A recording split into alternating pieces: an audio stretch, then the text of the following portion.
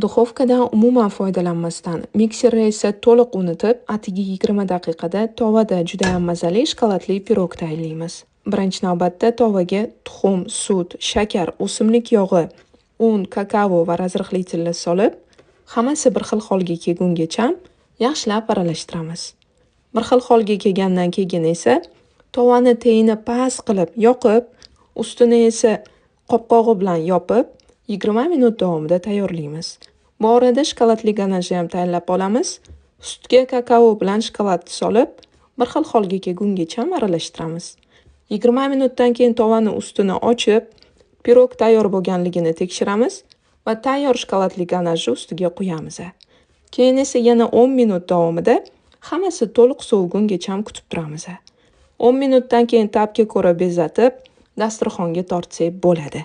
Ishoninglar, rostdan ham zo'r chiqadi va oddiy duxovkada pishgan pirogdan farq qilmaydi. Sizlar ham albatta tayyorlab ko'ringlar. Hammaga yoqimli ishtaha!